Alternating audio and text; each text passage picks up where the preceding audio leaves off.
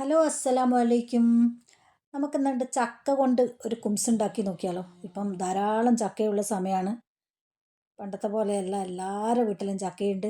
ചക്ക വെറുതെ വേസ്റ്റാക്കി കളയണ്ട. നമുക്ക് പലതരം പലഹാരങ്ങൾ ഉണ്ടാക്കാൻ പറ്റിയൊരു സംഭവമാണ് ചക്ക.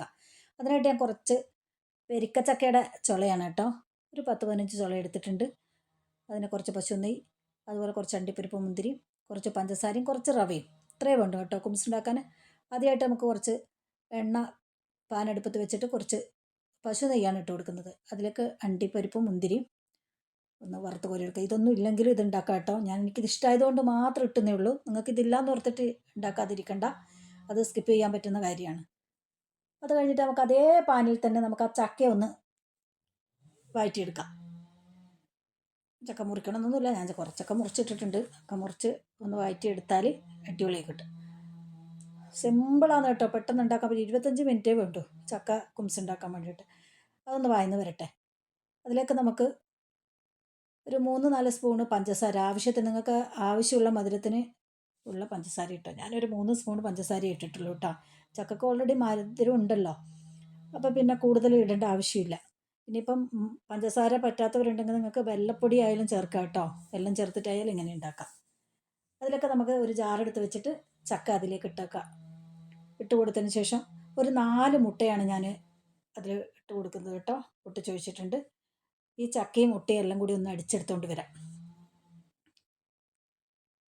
എന്താ, നന്നായിട്ട് അരിഞ്ഞിട്ടുണ്ട്. നമുക്കൊരു ബൗളിലേക്ക് മാറ്റാം. എല്ലാവരും നമ്മളെ ചാനൽ കയറി കാണണം കേട്ടോ.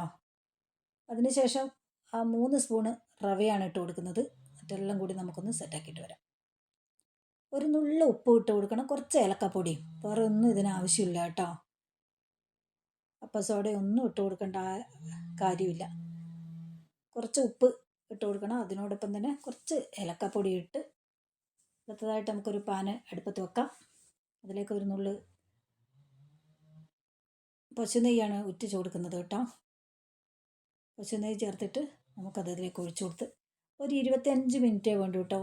ഒന്ന് അടച്ച് വെച്ച് കഴിഞ്ഞാൽ സംഭവം സെറ്റായി. 4 മണിക്കെല്ലാം കഴിക്കാൻ പറ്റിയൊരു പലഹാരമാണ്. ചക്ക വെറുതെ വേസ്റ്റാക്കി കളയണ്ട.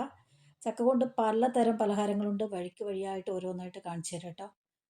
എല്ലാവരും നമ്മളെ ചാനൽ കയറി കാണുക, സബ് ചെയ്യാൻ മറക്കരുത്, സപ്പോർട്ട് ചെയ്യുക. എങ്കിലേ മുന്നോട്ട് പോകാൻ സാധിക്കുകയുള്ളൂ. ഓക്കേ, വീഡിയോ ഇഷ്ടപ്പെട്ടാൽ കമൻറ്റ് ചെയ്യാൻ മറക്കല്ലേ.